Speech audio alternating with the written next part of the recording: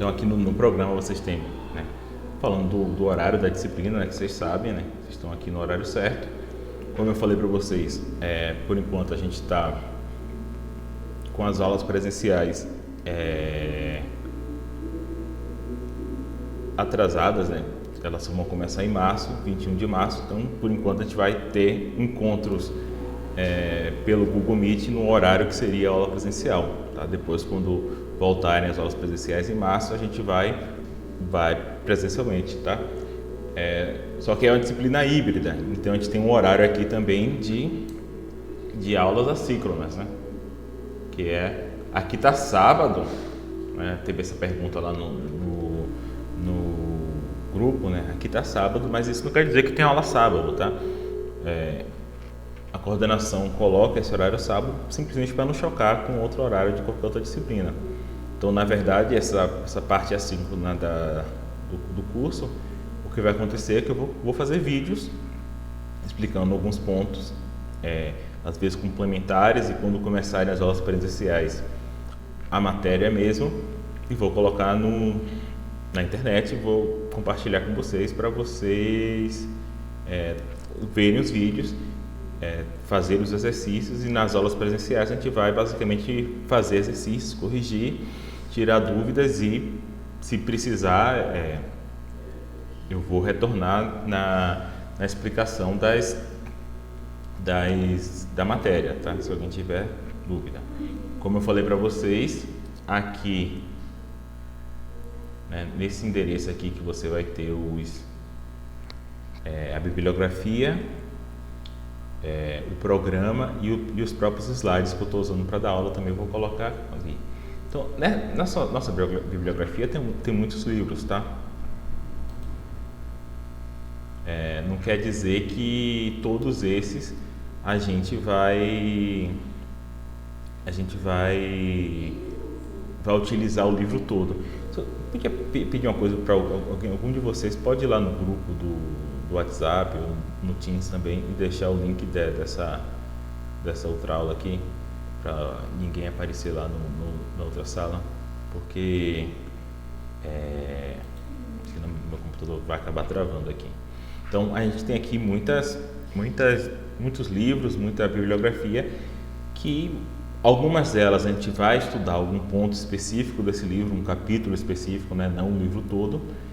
Outras estão aqui também para quem tiver interesse, ter por onde começar a se aprofundar mais em alguns temas, tá? Então, esse primeiro livro aqui, isso aqui é uma série de livros que o Rodrigo Cid, que é um professor do Acre, está organizando. E esse primeiro livro da série, especificamente, foi eu que organizei com ele, que são traduções da Enciclopédia Stanford sobre diversos temas, né? A série tem diversos temas: política, epistemologia, metafísica, e o primeiro livro foi de lógica. Então, outras pessoas traduziram, não fui eu que traduzi, a gente revisou, fez uma introdução e tal. Então, nesse livro tem 3 verbetes, um sobre lógica aristotélica, né? Algumas pessoas me falaram que tinha interesse, por exemplo, em filosofia antiga. Esse verbete é bem legal, bem completo. Eu mesmo, quando estava revisando o livro, né, revisando o inglês, se a tradução estava boa, etc., aprendi bastante lendo esse verbete, achei um verbete muito bom. Tem um verbete de lógica clássica, né, que é exatamente o tema do nosso curso. Não recomendo tanto começar por esse, porque eu acho difícil, tá? E tem um verbete de lógica modal, que se alguém no final do curso tiver interesse em continuar na lógica, é um bom lugar para começar. Esse segundo livro aqui, esse segundo livro aqui, isso aqui é um livro de matemática, tá? De matemática mesmo. É um livro entre ensino médio e universidade. Por quê? O que acontece é que a gente vai estudar cálculo de predicados, e a semântica do cálculo de predicados utiliza algumas noções matemáticas, como, por exemplo, conjunto. A noção de conjunto.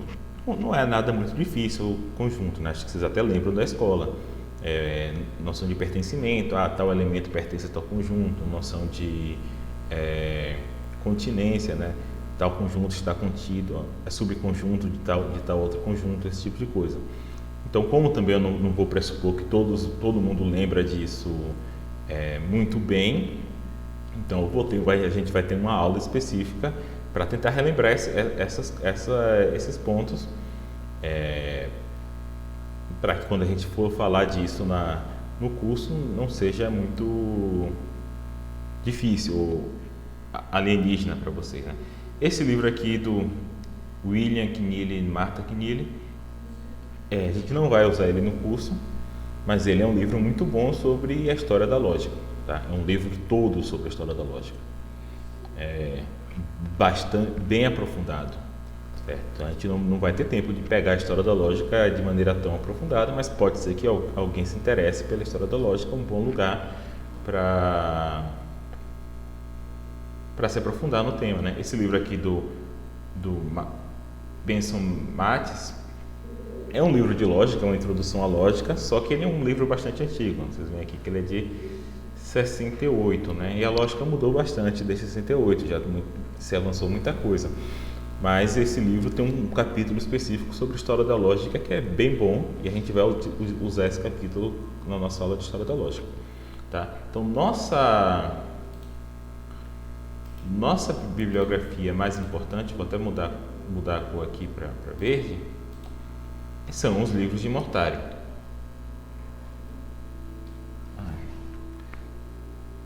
Aqui.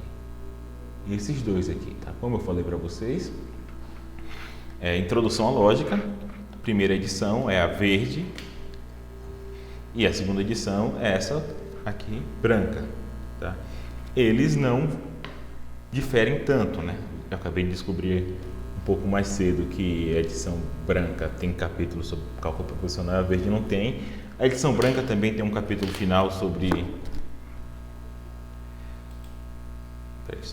silogística, né?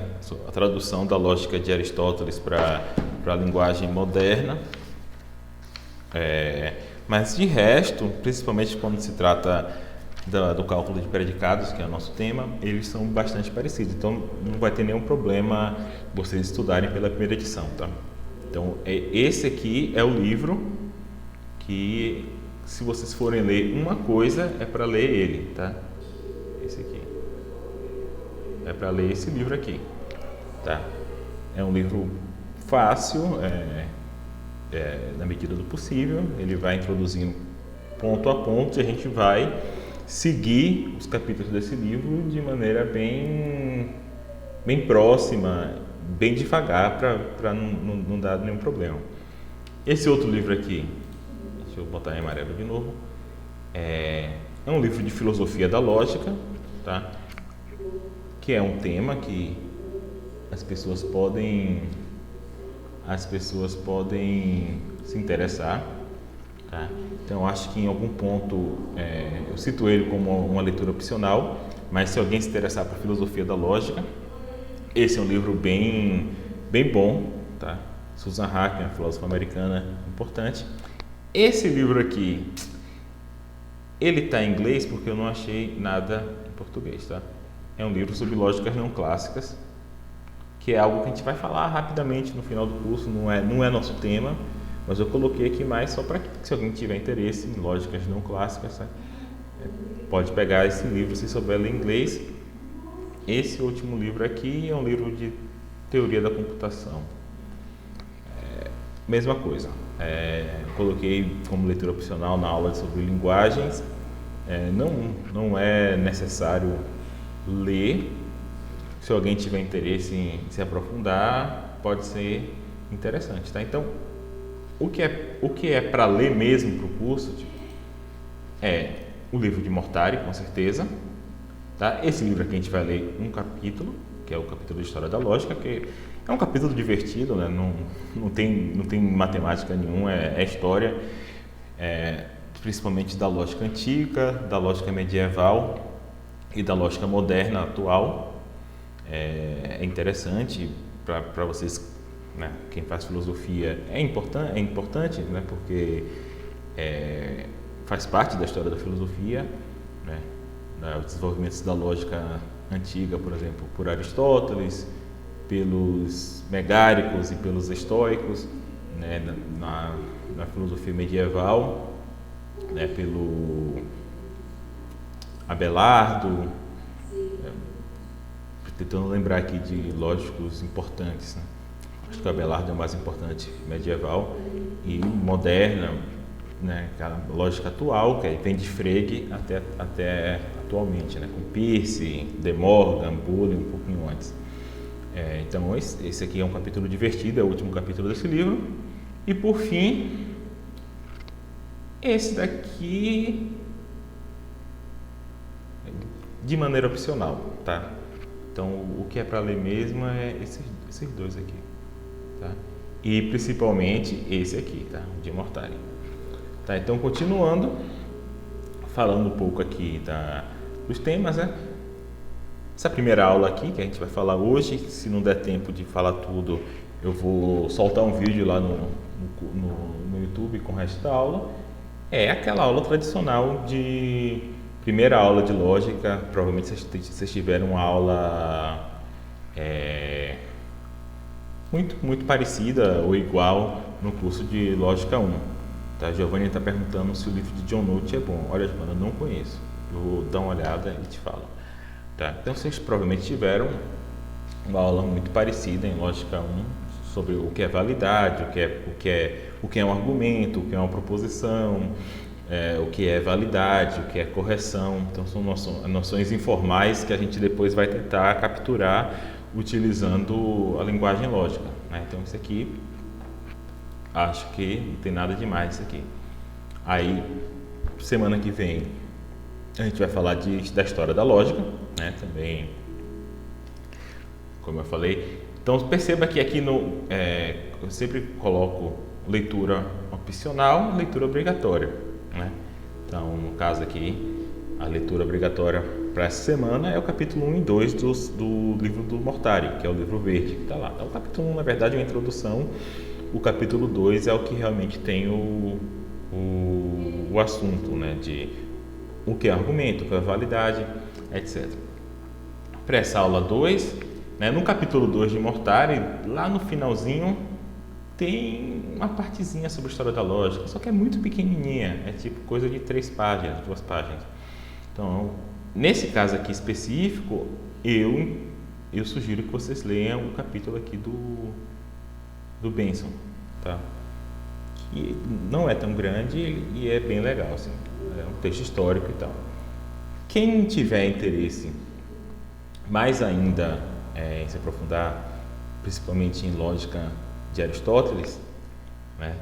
Naquele livro lá que eu lancei com o Cid, como eu falei, tem o verbete sobre lógica aristotélica da Stanford, que é bem legal, e no livro de Mortari, só que nesse caso aqui só tem no livro branco, só tem nesse livro aqui, tem um capítulo sobre silogística também, tá?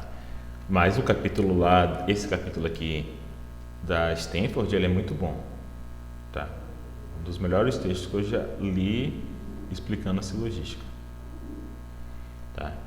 E no capítulo de Marx ele também explica um pouco, mas aí de maneira um pouco mais superficial, já que o capítulo é sobre a história da lógica toda, né? Não é só sobre Aristóteles. Aí a gente vai começar depois, nas outras semanas, algumas preliminares para a gente começar realmente o estudo da lógica. Então a gente vai na aula 3 falar sobre o que é uma linguagem, a diferença entre linguagem objeto e metalinguagem, questão o que é uma variável, né? Porque essa é outra diferença do cálculo de predicados para o cálculo proposicional, né? Que vocês lembram, o cálculo proposicional você tinha coisas como, por exemplo, P implica que, né? Em que P e Q são constantes que estão no lugar de proposições, sentenças completas que podem ser verdadeiras ou falsas.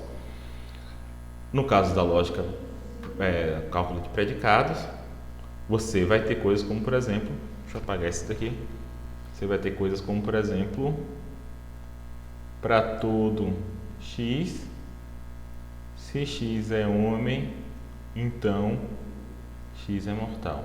Então você vai ter construções desse tipo, né, em que essas letras maiúsculas estão no lugar de predicados, né? Aqui no caso o H é homem, o predicado é homem, o M é o predicado é mortal. Isso aqui é um quantificador, no caso aqui é o quantificador universal, então para todo x, e x aqui é uma variável, né? Então x ela varia sobre todo o universo, né? Então para todo x, se x é homem, x é mortal, né? Então isso aqui é uma tradução de todo homem é mortal para a linguagem lógica. Então a novidade que você tem no cálculo de predicados é os quantificadores. Você tem um quantificador universal e o quantificador existencial, né, que é existe um x, por exemplo.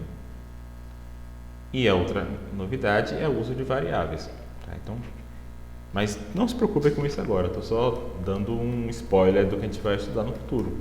Aí por isso que a gente vai falar um pouco mais aqui sobre o que é linguagem, o que é variável, etc. Aí na próxima aula ainda a gente não vai ter entrado no assunto. A gente vai ter uma aula sobre conjuntos e funções, né? Porque quando eu falo o seguinte, para todo x, se x é homem, então x é mortal. Isso daqui, de alguma forma, é equivalente ao dizer o seguinte: olha, você tem aqui o conjunto dos homens, e aqui você tem o conjunto dos homens, e aqui você tem o conjunto dos mortais. Quando eu falo todo x, se x é homem, x é mortal, o que eu estou dizendo é que o conjunto dos homens é subconjunto do conjunto dos... Ou é o contrário, não. O conjunto dos homens é subconjunto dos conjuntos das coisas mortais. Então, tem uma relação muito próxima entre o cálculo de predicados e a teoria dos conjuntos. E a gente vai estudar, então, essas noções bem básicas de teoria dos conjuntos, né? Que é conjunto, subconjunto, noção de pertinência, ou seja, tal elemento pertence a tal conjunto. Então, quando eu digo todo x, para todo x, se x é homem, x é mortal, estou dizendo para todo elemento, né, para todo x, se x pertence ao conjunto dos homens, x pertence ao conjunto dos mortais. Então tem essa relação bem próxima. Diga, Paulo.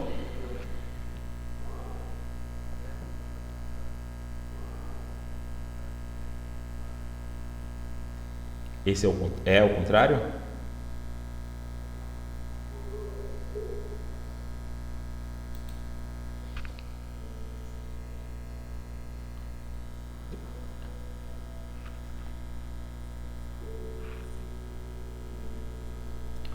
Isso aqui, esse é ao contrário aqui, né? Isso aqui é para todo x. Todos os x. Isso aqui quer dizer todos. E isso aqui quer dizer ao menos um. Mas não se preocupe com isso agora, a gente vai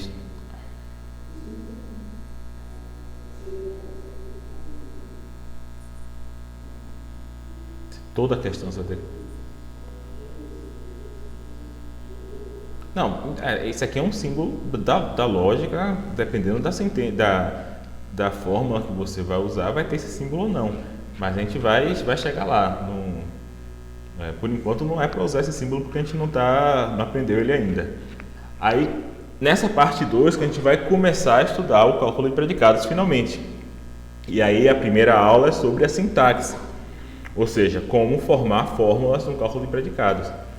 Então aí a gente vai aprender os quantificadores, etc., como é que se forma fórmulas nessa linguagem para, por exemplo, traduzir sentenças da linguagem natural, né? Por exemplo, todo homem é mortal, ou todo mundo ama alguém, e a gente vai estudar isso daqui. Aí depois a gente vai continuar na sintaxe, depois a gente vai estudar a semântica do cálculo de predicados, ou seja, o que torna uma sentença do cálculo de predicados verdadeira ou falsa, uma verdade lógica ou uma contradição. A gente vai estudar a noção de modelos, esse tipo de coisa, né, que talvez seja a parte mais difícil da lógica. Aí depois a gente vai começar a estudar métodos de prova, ou seja, como é que eu faço para provar um teorema, por exemplo, ou como eu faço para provar que algo é uma contradição, ou como é que eu faço para provar que tal coisa se segue de tal coisa. Então, o primeiro método que a gente vai estudar são os tabuões semânticos. Não sei se vocês estudaram isso em Lógica 1, né? Você tem tabuões semânticos para o cálculo proposicional, e aqui a gente vai estudar a versão de cálculo de predicados, tá? No caso do cálculo proposicional, uma forma simples de resolver as coisas é usando tabelas de verdade. Por motivos que eu vou explicar depois, esse modo de resolução não está disponível para o cálculo proposicional. Tá? Então a gente vai ter que usar outros modos, como por exemplo os tabuões. Aí depois a gente vai ter essa aula 10 aqui, que eu ainda estou pensando se eu deixo ela no programa ou não, vai depender de como a gente está avançando, porque ela é sobre sistemas formais, né? Por exemplo, como você pode utilizar o cálculo proposicional para formalizar a matemática, outro sistema. Tá? Então, talvez, dependendo de como a gente tiver, isso aqui é meio que opcional. Depois a gente vai ter 2 aulas sobre dedução natural, né, que é o método mais, até pouco tempo pelo menos, era o método mais comum de se provar coisas em lógica. Né? Talvez vocês estudaram dedução natural também para cálculo proposicional. Né? Tem também para o cálculo proposicional, e você tem uma extensão dessas regras para o cálculo de predicados. Como eu falei, você tem 4 regras a mais. Então, para quem estudou dedução natural para o cálculo proposicional, não vai ter tanto trabalho assim de aprender para o cálculo de predicados, porque são só apenas 4 regras a mais. Tá? E, por fim, a gente vai ter essa aula aqui. A linguagem do cálculo proposicional, ou do cálculo de predicados, ela pode conter o símbolo de identidade e pode conter funções. Funções, por exemplo, o pai de. Então, a função o pai de, quando aplicada a mim, Danilo, retorna meu pai. Ou você pode ter o símbolo de identidade, né, que é o igual. Né? Você pode ter isso no cálculo da lógica proposicional. Então, você pode ter uma fórmula tipo, sei lá, A igual a B.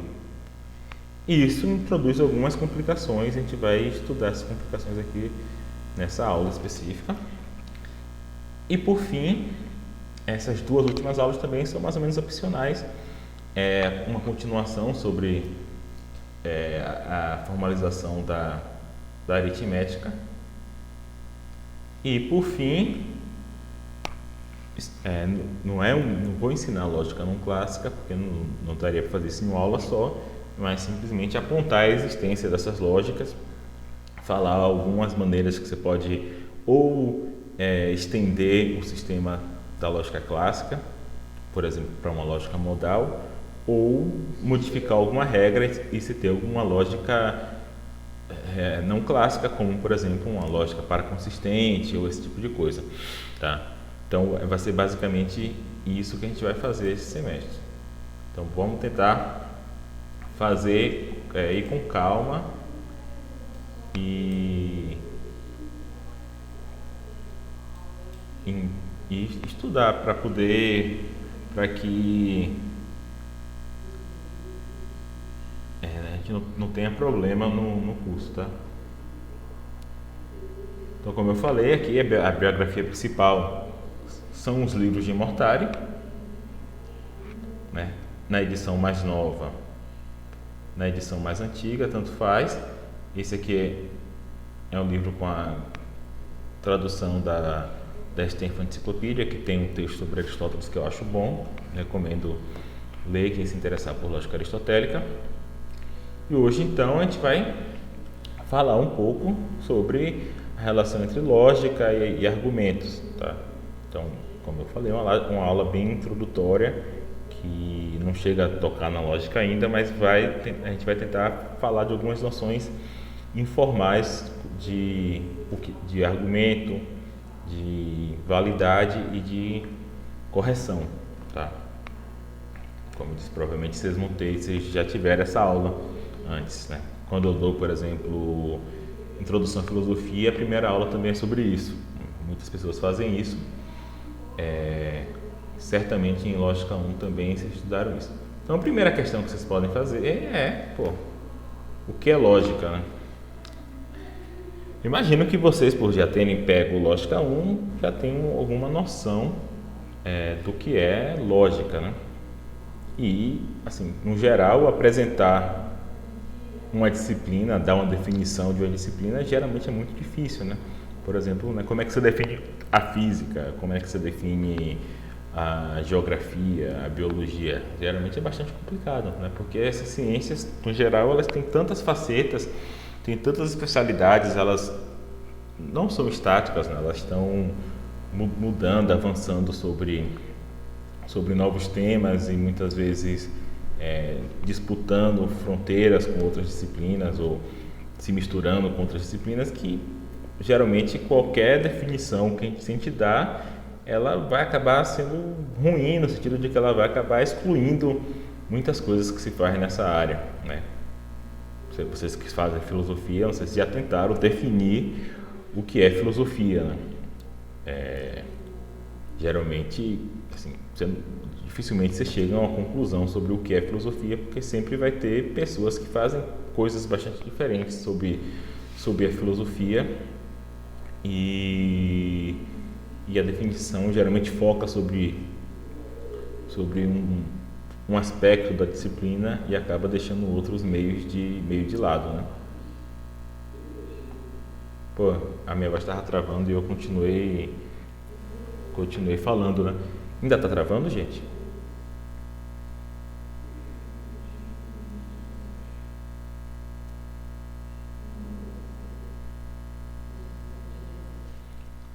Vou tentar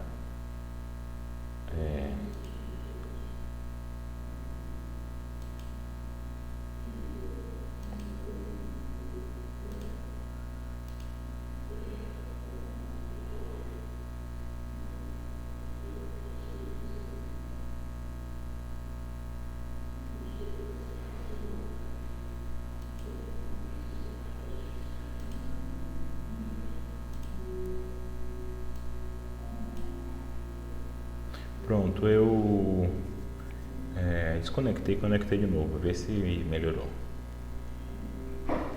Microfone? Será que...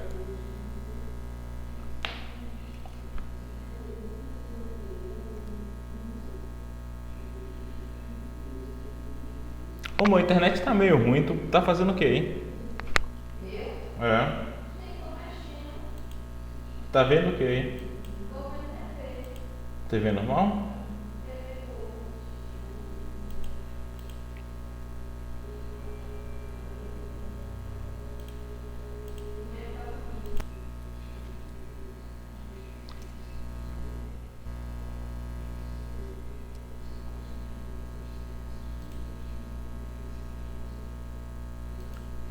Pô, eu não sei se você tá falando, Ítalo, mas eu não tô te ouvindo, não. Vou continuar aqui, qualquer coisa você escreve no chat, tá?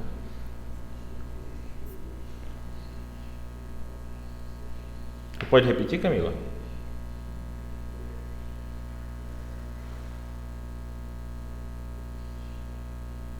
Ele falou que apertou sem querer pra falar, mas que não tinha nada não, pra falar nada. Ah, tá bom. Então... Ah, tá, tudo bem, então. Então, no geral, a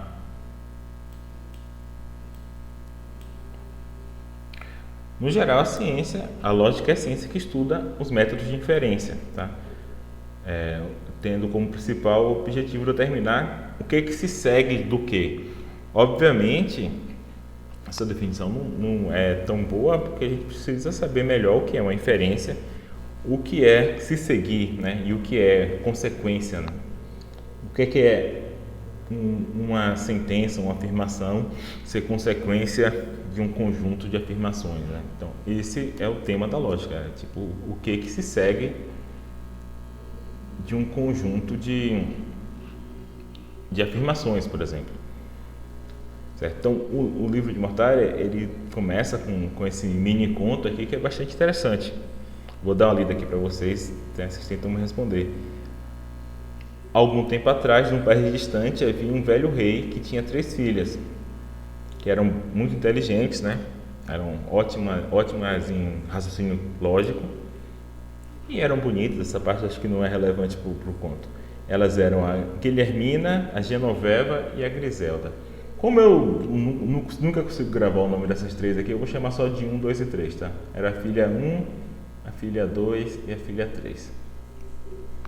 Então o rei estava perto de morrer e uma dessas 3 filhas, a 1, 2 ou 3,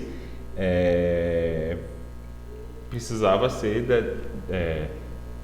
decretada a rainha do reino, né? E o pai resolveu submeter elas a um teste para ver qual ele escolheria como rainha. Então a vencedora seria não apenas a nova soberana, como ainda receberia a senha da conta secreta do rei no banco suíço e ainda uma viagem para a Disneylândia. Né? Isso é só a firula da história. Então o que foi que o rei fez? Ele chamou as 3 filhas à sua presença e lhes mostrou 5 pares de brincos, certo? Idênticos em tudo, à exceção da pedra que estava incrustada em cada um. E eram 3 brincos de esmeralda, isso aqui é importante, 3 brincos de esmeralda e 2 de rubi. Tá? Então tinha na verdade eram 3 pares de brinco de esmeralda e 2 pares de brinco de rubi. Tá? Então o rei vendou os olhos das 3 filhas e, escolhendo ao acaso, colocou em cada uma um par de brincos, né? Não falou para elas que brincos que ele colocou, né? Elas são vendadas, ele colocou um par de brincos. E o teste consistia no seguinte: aquela que dissesse, sem sombra de dúvidas, né? Não valia chute, né? Você tinha que dizer e explicar por que você disse aquilo, explicar por que aquela sua resposta tem que ser verdadeira, certo? Não pode ser um chute, não é a resposta mais provável. Você teria que explicar por que você sabe com certeza qual é a cor do seu próprio brinco. Tá? Então o que aconteceu foi o seguinte: a primeira que tentou foi a número 1. Né? Então o rei tirou a venda dos olhos da filha, né? E perceba que quando você está com um brinco, você não consegue ver seus próprios brincos, né? Então, mas quando o rei tira a venda da filha número 1, ela consegue ver o brinco das outras 2. Né? Então ela olhou o brinco das outras 2 e falou: olha, não consigo dizer com certeza qual é meu brinco. Então, depois foi a filha número 2 e o rei fez a mesma coisa. Tirou a venda dela, ela viu o brinco da filha número 1 e o da filha número 3 e falou: olha, eu também não consigo dizer qual é a cor do meu brinco. Daí,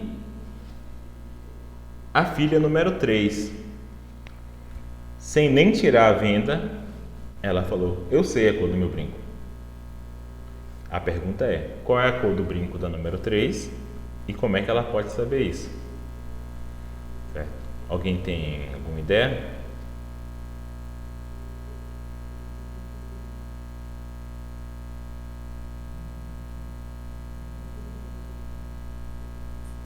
Professor, o senhor pode voltar para que eu mostrar a quantidade de pedras? Eu posso falar aqui para vocês. Eram 3 de esmeralda,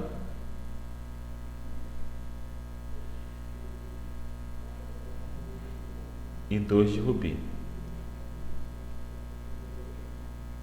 Ou seja, tinha 5 brincos. 5 brincos.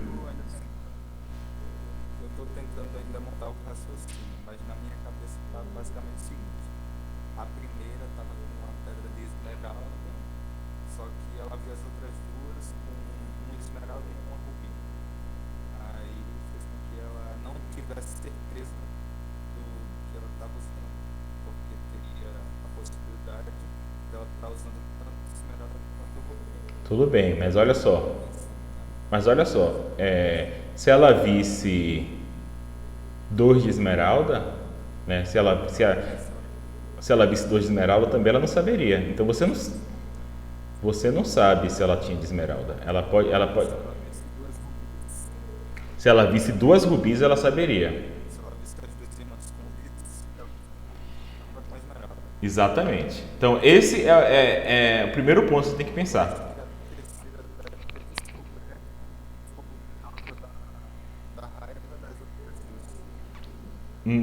Então você tem quantas possibilidades aqui?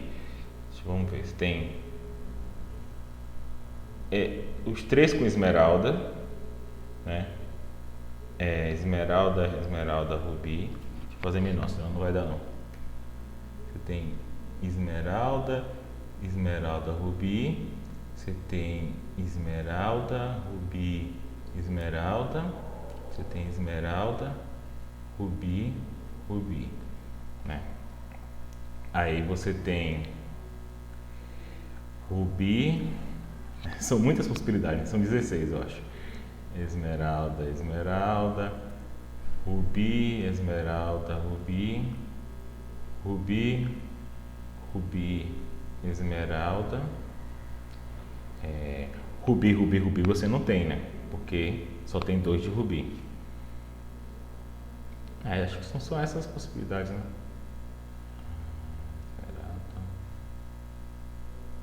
São essas possibilidades. São 7. Então, algumas dessas possibilidades, dada a resposta que você teve, dado o fato de que a primeira não sabia qual era a cor do seu brinco, você consegue eliminar. Especificamente, você consegue eliminar essa possibilidade aqui, ó. Por quê? Se a primeira filha ela tivesse visto que as outras 2 irmãs estão usando brincos de rubi, ela saberia que o dela é de esmeralda, né? Como ela não sabe, você sabe que essa daqui não é o caso, né? As outras possibilidades são todas possíveis, né? Vou ver. Exatamente. Se ela visse 2 de esmeralda, né? Se fosse esse primeiro caso, ela visse 2 de esmeralda, ela poderia estar com de esmeralda ou com de rubi, né? Se ela visse 1 de esmeralda ou de rubi, que é tanto esse caso quanto esse, ela também poderia ter rubi ou esmeralda, né? Então, se ela visse 2 de esmeralda, ela não sabe se ela está nesse caso ou nesse caso, né? Se o dela é de esmeralda ou rubi. Se ela visse 1 de rubi, 1 de esmeralda e 1 de rubi, ela continua sem saber se ela está nesse caso ou nesse caso. Da mesma forma, se ela vê rubi e esmeralda, ela não sabe se ela está nesse caso ou nesse caso. Então, a única caso que você elimina é esse segundo, né? Só que a segunda filha também não soube, né? Então o que a terceira filha vai pensar? Ela vai pensar o seguinte: olha só, se eu tivesse com um brinco, a terceira filha, ela vai pensar o seguinte: se eu tivesse com um brinco de rubi, ou seja, se a gente está nesse caso ou nesse, a segunda filha saberia. Veja só por quê, né? Então, se a terceira tivesse com brinco de rubi, as únicas 2 possibilidades são essas 2 aqui, né? Nessas 2 possibilidades, a segunda filha saberia, porque ela veria 1 de esmeralda, ou ela veria, se ela visse 2 de rubi, aí certamente ela saberia que o dela é esmeralda, né? Então essa daqui não pode ser. Mas se ela visse um de esmeralda e outro de rubi, ela também saberia que o dela é esmeralda. Por quê?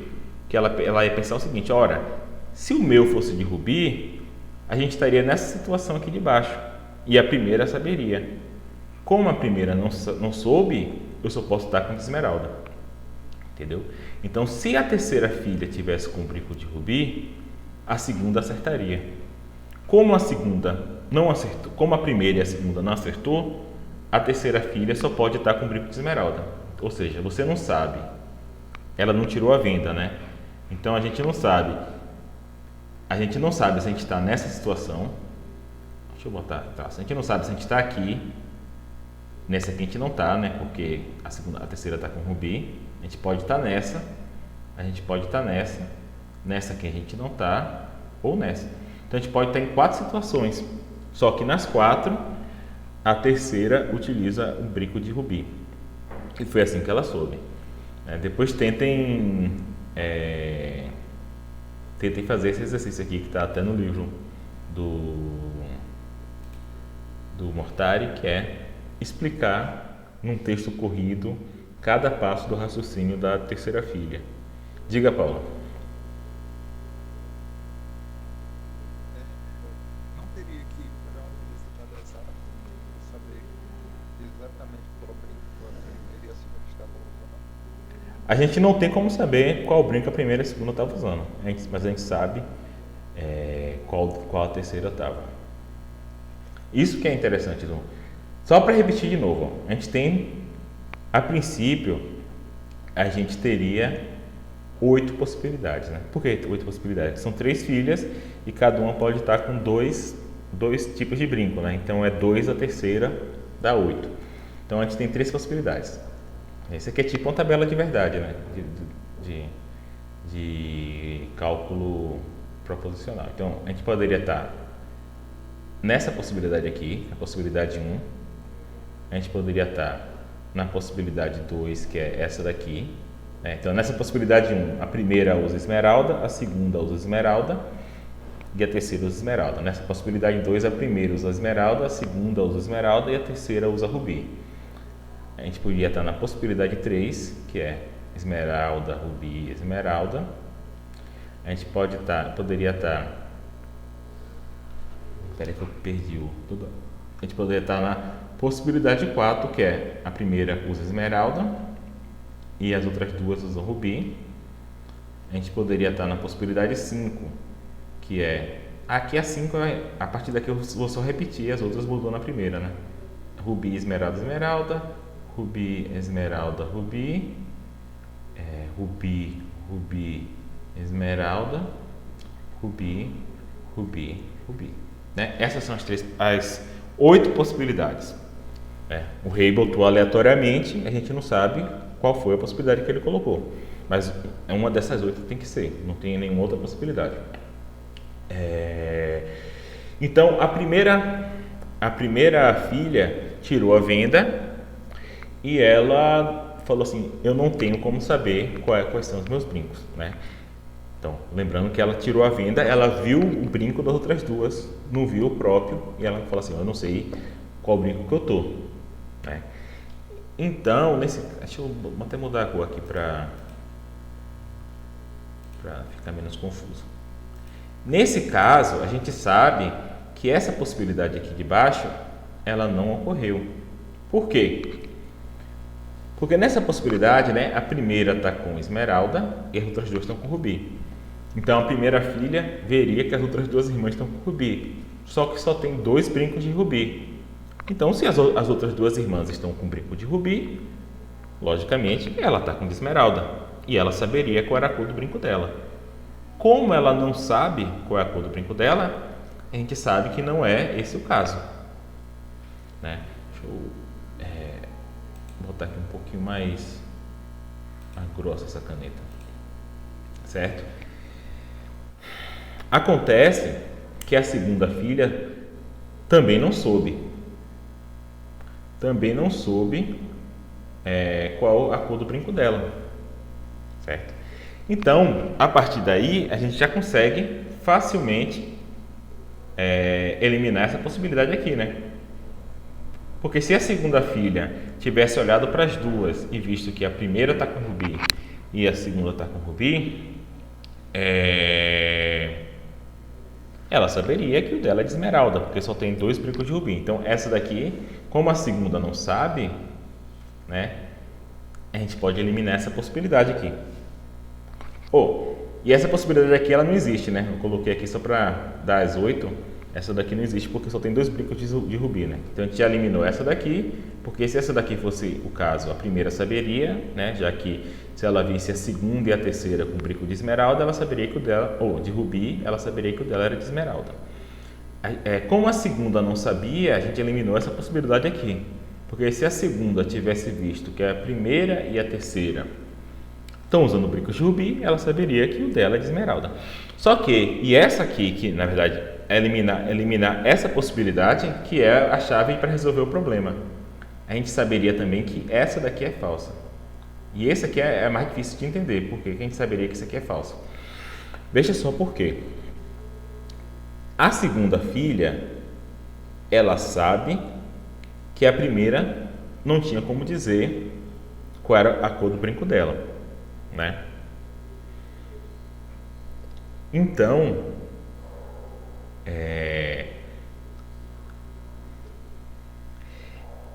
ela pensa o seguinte: ora, se a primeira filha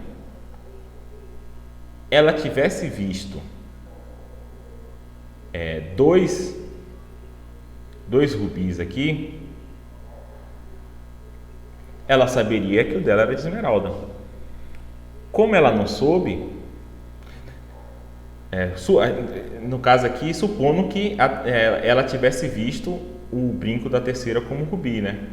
Ela pensaria: olha, se a primeira irmã tivesse visto 2 rubis, ela saberia que o brinco dela era de esmeralda. Como ela não soube, e eu estou vendo que a terceira é rubi, o meu só pode ser esmeralda, né? Só que nesse caso, a segunda filha saberia a resposta. Como ela não soube, a gente sabe que esse não é o caso, que ela não viu que o brinco da terceira era rubi. De modo que sobram 4 possibilidades, que é essa e essa. Só que nas 4 possibilidades, o brinco da terceira é de esmeralda. Por isso, a terceira filha sabe que o brinco dela é de esmeralda. Diga, Paulo. Essa de cima que tem esmeralda, ela não encaixaria também não nessa visão da segunda filha? Então, a gente tá aqui raciocinando do ponto de vista da terceira. A terceira não tirou a venda, então ela não viu o brinco das outras duas. Então, a terceira, ela não consegue distinguir entre essas 4 possibilidades. Pode ser que a primeira e a segunda esteja com um brinco de esmeralda. Pode ser que a primeira esteja com um brinco de rubi e a segunda esteja de esmeralda. Percebam, olha esse caso aqui. Se a primeira tivesse com o brinco do rubi e as duas de esmeraldas, a primeira não ia saber que o brinco dela era de rubi, correto? Porque tem 3 brincos de esmeralda. Então, se ela viste esmeralda, o dela continua podendo ser esmeralda ou rubi, né? Então, a primeira não saberia. A segunda tampouco saberia, porque a segunda veria um rubi e um esmeralda, de modo que o dela pode ser rubi ou esmeralda. Nesse caso aqui, é a mesma coisa. Se a primeira visse um rubi e esmeralda, ela não saberia que o dela era esmeralda, porque tem mais um brinco de rubi e tem mais 2 de esmeralda. E aqui é a mesma coisa. Se ela visse um rubi e esmeralda, ela não saberia que o dela era rubi. Então, essas 4 possibilidades são consistentes com a história. A gente não sabe qual delas, a gente não sabe se é esse o caso, se é esse. Não dá para saber os dados que nos foram dados qual desses casos é o caso real, né? A gente não tem como saber, mas a gente sabe que o brinco da terceira é de esmeralda, e essa que é a beleza da lógica, né? A gente parece a princípio que a gente não tem peraí que eu te dou a palavra, Paulo. A princípio parece que a gente não tem informação suficiente, mas na verdade a gente tem. né? O Cláudio falou o seguinte, ou seja, a filha 3 tinha uma vantagem. Sim, a filha 3 tinha a vantagem de ser a terceira. Então, ela tinha mais informação do que as outras. Né? Então, esse é o ponto interessante do problema, porque parece que elas têm a mesma quantidade de informação. Por quê? Porque quando a primeira fala, eu não sei, a princípio você pensa que ela não deu nenhuma informação para as outras, mas na verdade ela deu. Então, a terceira ela tem vantagem porque ela tem mais informação, porque ela sabe que as outras não sabem. Érica perguntou, então o não vale? O vale, pode ser. O é possível, porque são 3 esmeraldas e 2 rubis. O que não pode ser é RRR, né? Não tem 3 brincos de rubi, então essa daqui é impossível. Essa daqui é impossível, essa daqui não é o caso, porque se fosse o caso a primeira saberia. Essa daqui não é o caso, porque se fosse o caso a segunda saberia, e essa daqui não é o caso, porque se fosse o caso a segunda saberia. Como essa daqui é impossível, a primeira não soube, a primeira não soube e a segunda não soube, só sobrou essas 4 possibilidades em que a terceira tem brinco de esmeralda. Diga, Paulo. Já para falar isso, quem foi que falou? Foi o Cláudio, eu acho. Aqui no chat que a primeira não era verdadeira, porque ela se encaixaria com a de baixo, que é Não, a gente não sabe que... A gente não... ela saberia que ela Não, a primeira pode ser verdadeira. Como é que a primeira... vamos dizer que fosse esse caso aqui. Deixa eu apagar aqui e ir no começo. E pegar só esse caso aqui.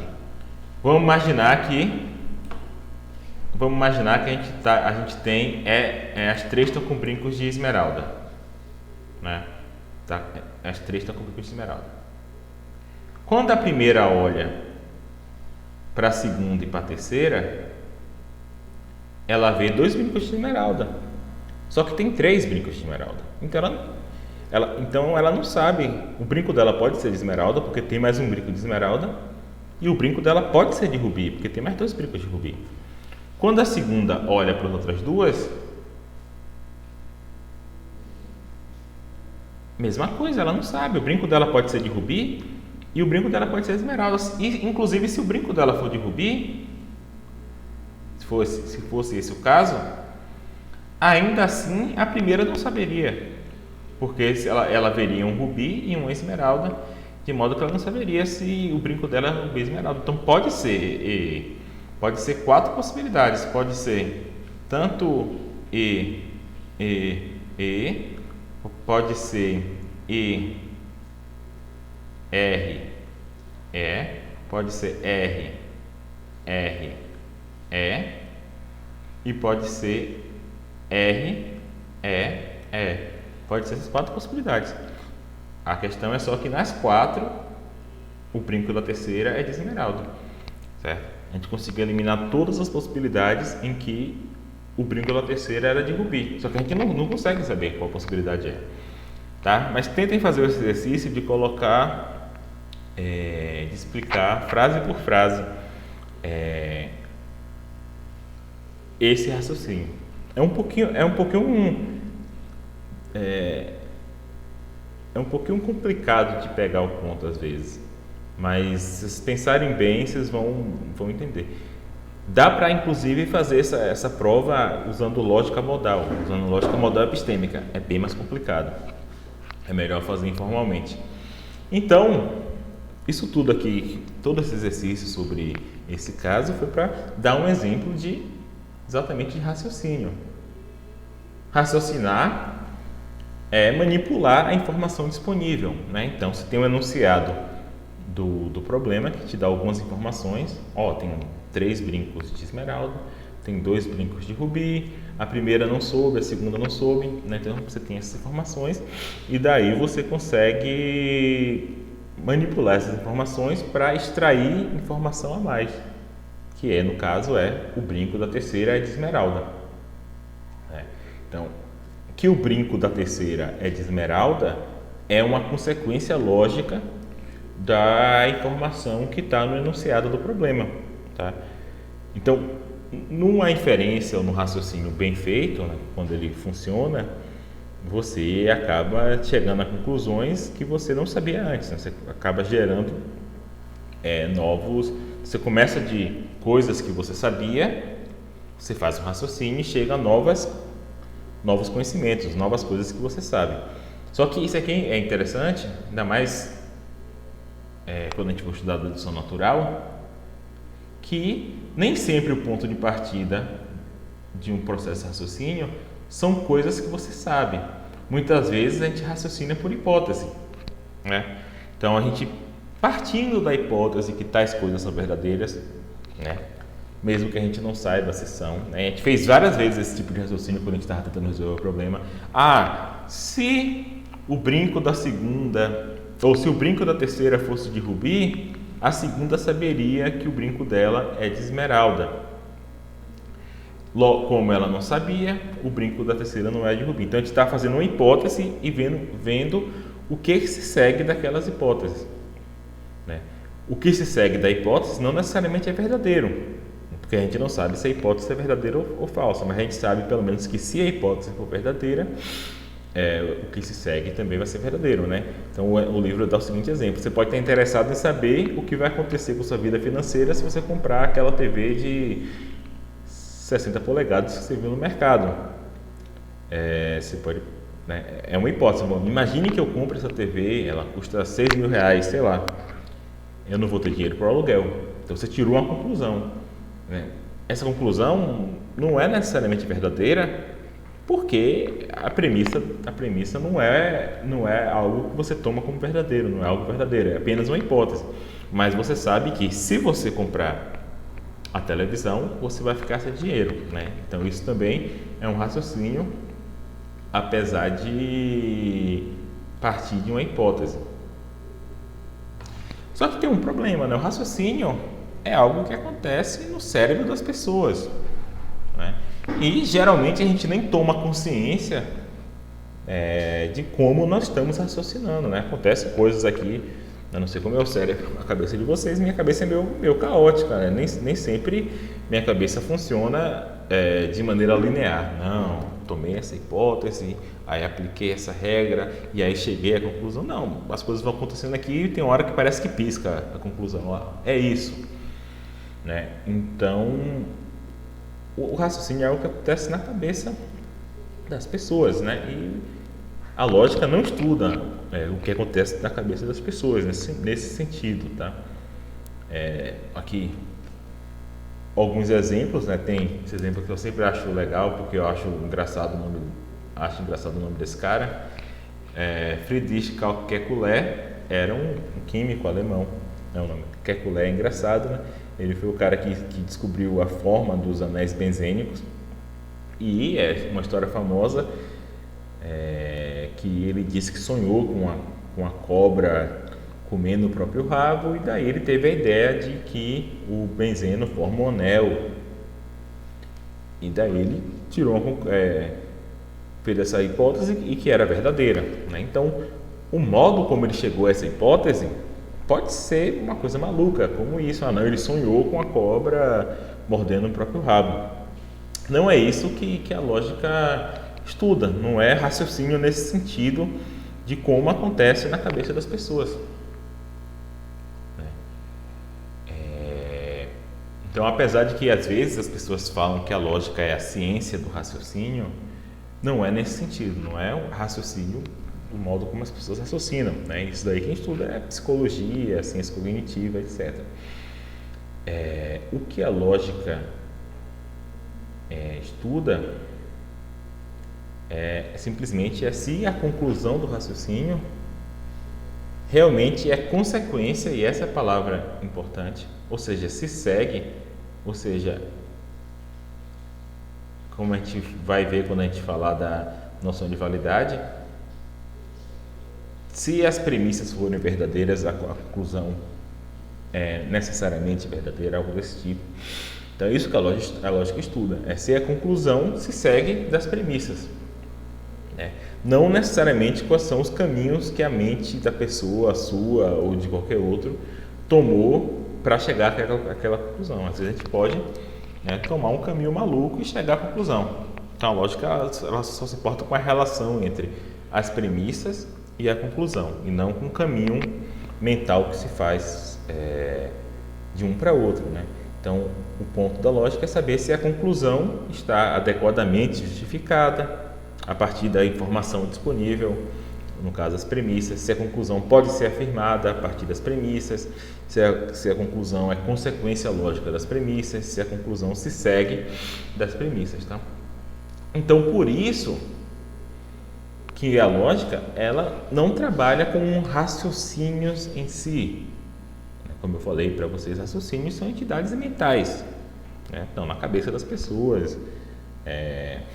Em última instância, são vários neurônios soltando potenciais elétricos, né? Um negócio, né, confuso e molhado, vamos dizer assim.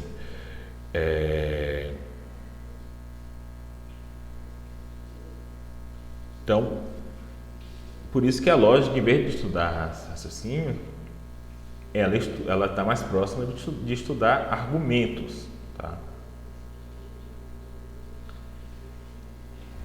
Então, só para chegar na noção de argumento, vamos falar um pouco sobre a importância de justificar conclusões a partir das premissas, né? Então, justificar uma afirmação que você está fazendo, ou então, né, em outras palavras, dar razões para aceitar a conclusão, é bastante importante em várias situações, né? Por exemplo, porque nós cometemos erros, né? Muitas vezes a gente tira conclusões que não se seguem das premissas. Então, por isso é interessante você saber como justificar a conclusão a partir das premissas, ou saber até se a conclusão não se segue das premissas, né? Então, por isso a gente precisa de algum suporte para as conclusões atingidas, né? Algum tipo de garantia para o que a gente está afirmando. Então, em muitas situações a gente está nessa situação de ter que dar razões para suportar nossas afirmativas. Então, um argumento, voltando ao assunto, um argumento, ele é como se fosse uma racionalização do raciocínio, é uma reconstrução do raciocínio. Certo? Um argumento é você pegar aquele seu raciocínio, que pode ter sido caótico, e tentar organizar ele em premissas e conclusões. Premissas, no caso, é aquilo que você toma como verdadeiro, né? No caso do nosso problema, é aquilo que está no enunciado do problema, as suas informações disponíveis, e a partir daí você vai tirando conclusões a partir dessa informação. Então, o argumento é você tentar colocar num texto, colocar de maneira clara o que é premissa, o que é conclusão, o que se segue de quê. Então, aqui vamos ver a explicação do Mortari para o caso dos brincos, provavelmente vai ser mais clara que a minha. Mortari fala o seguinte: existem apenas 2 pares de brinco de rubi, né? Isso daí, a informação está no texto, isso é uma premissa. Logo, se tanto Genoveva quanto Giselda, ou seja, se tanto 2 quanto 3 estiverem com brincos de rubi, Guilhermina, ou seja, 1, saberia que os delas são de esmeralda. Guilhermina, contudo, não soube disso. Logo, ou 2 e 3 tinham ambas brincos de esmeralda, ou uma tinha brincos de rubi e a outra de esmeralda, né? Foi mais ou menos o que a gente fez, só que a gente fez cortando as situações. Mas a gente, aqui, nesse caso aqui, a gente ficou com 6 possibilidades, eu acho. Mas disso se segue agora que se Giselda, que é a terceira, tivesse brincos de rubis, Genoveva, que é a segunda, teria visto isso e saberia que os dela são de esmeralda. Genoveva, contudo, também não sabia. Logo, Giselda não tinha brincos de rubis, ou seja, seus brincos eram de esmeralda. Então, isso aqui é uma estrutura argumentativa. Então, você tem aqui nessa estrutura, isso aqui é uma premissa, porque está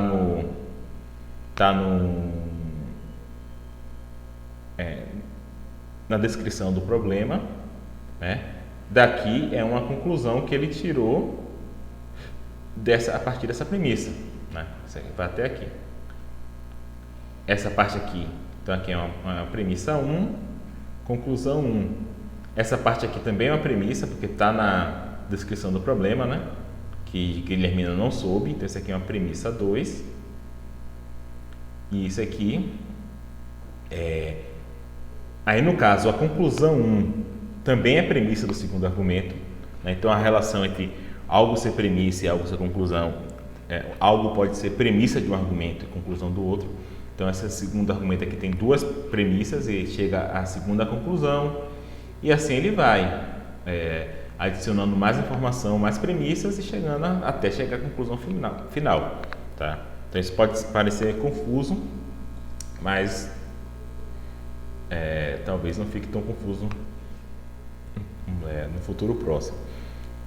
Então, como eu falei para vocês, um argumento ele é como se fosse uma reconstrução racional do processo de raciocínio, né? Ou seja, é uma lista das razões que levam você a crer, no caso específico do problema, que os brincos são de esmeraldas, mostrando como a conclusão decorre do problema.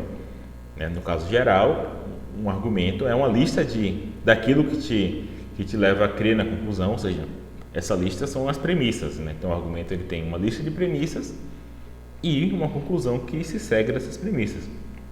Então aquele trecho contém um argumento a favor da conclusão de que os brincos de Griselda são de esmeralda, né? E essa relação de o argumento, a conclusão se seguir do argumento, é chamado de dedução, né? Então vamos pegar aqui por partes. Vamos pegar essa primeira frase, né? Como eu falei para vocês, essa parte aqui da frase, existem apenas 2 pares de brinco de rubi, né? Isso aqui é uma premissa, é uma informação que está na descrição do problema. Isso daqui que vem depois do logo é uma conclusão que se segue dessa premissa, tá? Então isso aqui é uma conclusão. Então a gente pode dividir essa afirmação em duas partes, né? A primeira parte é a afirmação de que há 2 pares de rubi. Isso é uma premissa, porque isso é algo que está na própria descrição dos problemas, né? Não é uma conclusão que você está tirando, não é um raciocínio que você fez. Isso está dito no problema, então é uma premissa. Aí você tem essa palavra aqui, logo. Já te dou a palavra, Paulo. Essa palavra aqui, logo, ela é uma palavra interessante e importante, né? A palavra logo é o que a gente muitas vezes chama de indicador de conclusão, né? Então, muitas vezes quando você quer escrever num texto corrido, você quer falar que algo é conclusão, algo se segue de umas premissas, você muitas vezes usa a palavra como logo, consequentemente, né? Por esse motivo, tal e tal e tal, né? Então esses são chamados de indicadores indicadores de conclusão. Claro que nem toda conclusão ela vem com um indicador, tá? Para algo ser conclusão não precisa ter a palavra logo, não precisa ter a palavra consequentemente. A gente utiliza isso em texto corrido para ficar mais claro, é questão retórica também, etc. Tá? O que torna isso daqui uma conclusão, essa parte aqui uma conclusão e essa parte aqui uma conclusão e essa parte aqui uma premissa, é que essa primeira parte ela é algo que a gente está assumindo como verdadeiro, ou seja, a gente está assumindo como verdadeiro porque é dito no problema, e essa segunda parte é algo que a gente está é uma consequência, é uma conclusão que a gente está tirando daquilo que a gente está assumindo como verdadeiro. Diga, Paulo. Então, no caso, para a primeira, isso seria premissa e conclusão. Já para a segunda, essa conclusão da primeira premissa. Vira outra premissa. Então, aí, se você fosse pegar esse trecho aqui, isso aí também é um exercício bom de fazer. Pegar esse texto e dividir em argumentos. Então, aqui você tem vários argumentos aqui. Eu vou tentar botar aqui, tentar dividir os argumentos. Então você tem um primeiro argumento aqui, e vou fazer isso aqui e vou parar, está dando nosso horário, depois eu vou continuar essa parte aqui em um vídeo para vocês. Então você tem aqui o primeiro argumento que vai até aqui, né? Primeiro argumento, em que a primeira parte aqui, isso aqui é uma premissa, né? E aqui é uma conclusão. Aí aqui agora você tem um segundo argumento, certo? Só que nesse argumento, a conclusão do primeiro argumento já é tomado como premissa, certo? Então é uma maneira, você está encavalando um argumento no outro. Tal coisa, logo tal coisa. Logo tal coisa, logo tal coisa, logo tal coisa, né? Então aqui nesse caso desse argumento você tem essa é a conclusão. No argumento 2, isso daqui é uma premissa, essa aqui é a premissa 1 do argumento, isso daqui é a premissa 2 e o que está aqui depois do logo é a conclusão 2, certo? E aí agora você tem um terceiro argumento. Agora você tem um terceiro argumento que essa daqui é a conclusão 3. Essa daqui é a conclusão 3. Logo, Gisele não tinha um brinco de rubi. Isso aqui é a conclusão. Para essa conclusão, deixa eu apagar aqui para não confundir. Aí a conclusão de cada um dos argumentos anteriores. Então, para essa conclusão aqui, isso daqui é uma premissa, né? Então, essa aqui é a premissa 1, isso daqui é a premissa 2 e essa aqui é a premissa 3. Então, você pode ter, muitas vezes, é bastante comum, deixa eu botar aqui uma paginazinha aqui de caderno. É muito comum você ter argumentos do seguinte tipo, né? Se P, então Q, né? P, então aqui é a premissa 1, aqui é a premissa 2. Logo, Q, né? E aqui você pode ter, sei lá, premissa 3. Se Q, então R. Né? Então, esse daqui, que é a conclusão desse argumento aqui de cima, ele então eu vou botar aqui P1, P2. Ele também é uma premissa desse argumento. Daqui você tira a conclusão que R. Né? Então você pode ter um argumento seguido do outro. Então a noção de premissa e conclusão não é uma sentença, uma proposição, etc. Ela não é essencialmente uma premissa, é essencialmente uma conclusão. Algo que é uma premissa em um argumento pode ser conclusão em outro argumento, tá? Diga, Paulo. Quando eu for separar essas premissas de conclusões, eu pego a premissa, as duas premissas dessa conclusão que eu estou pegando, ou eu só pego a conclusão como premissa? Então, premissas são coisas que você está assumindo como verdade, tá? Então, você não precisa ter, você pode pegar só o que você precisa para a última conclusão, só o que você precisa assumir como verdade. E aí você tem, é como se você tivesse o seguinte, isso também é uma maneira muito comum de argumentar em filosofia. Você quer fazer o seguinte argumento: P é verdadeiro, né? P2.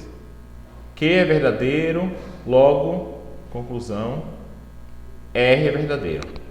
Então eu faço esse argumento aqui e simplesmente assumo que P é verdadeiro e Q é verdadeiro. E aí depois eu dou um argumento separado para explicar que P é verdadeiro e dou outro argumento separado para explicar que Q é verdadeiro. Né? É bastante comum isso. Eu primeiro dou o meu argumento principal e falo assim: tudo bem, para esse meu argumento ser bom, você tem que aceitar as premissas, mas agora eu vou te dar um argumento separado para cada premissa. Né? É muito comum isso. Então, nesse caso, as premissas do primeiro argumento, elas vão ser conclusões dos outros argumentos, né? Então, por exemplo, se eu falo assim, A, aí você pergunta por quê? A, por que B? A é verdadeiro porque B é verdadeiro, né? Então, nesse caso, A é a conclusão, B é a premissa.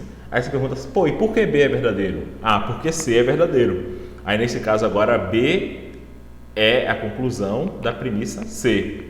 E eu posso seguir isso infinitamente, né? Então, uma conclusão, uma premissa, ela sempre pode ser, você sempre pode argumentar para a verdade daquela premissa, né? E se você fizer isso, aquela premissa vai ser uma conclusão do seu argumento. Então, isso tudo pode parecer confuso, mas é só para dizer que a posição premissa e conclusão, ela não é que uma frase sempre é premissa, outra frase é sempre é conclusão, depende do argumento, né? Premissa é aquilo que você está assumindo como verdadeiro e conclusão é aquilo que você está tentando provar. Tá bom, gente? Então vou parar por aqui e depois eu vou tentar colocar vídeos curtos, assim, de 20 minutos, tentando explicar pontos específicos, tá? Então eu vou colocar um vídeo falando aqui sobre o resto dessa parte aqui sobre argumentos, tá? E depois vou colocar outro falando sobre sentenças, proposições, certo? Então é isso, gente. A gente se vê semana que vem, né? Tem o carnaval, mas o carnaval é até quarta, né? Nossa aula quinta, então tá mantida. Tentem ler o livro do Mortari, né? Se forem ler um livro só, é o livro do Mortari, certo? Se vocês lerem com atenção, tentarem fazer os exercícios e vierem me perguntar alguma questão ou outra, pode falar comigo pelo WhatsApp, pelo Google Teams, qualquer canal, certo? Eu lá no Siga, eu coloquei lá um horário de atendimento, né? Porque era obrigado a colocar, mas não precisa ser aquele horário, tá?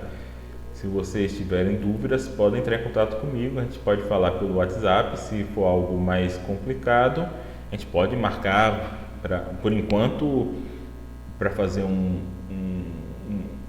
Google Meet, alguma coisa desse tipo, tá? E depois, quando Deus queira, volta às aulas presenciais, a gente pode até se encontrar, tomar um café, etc.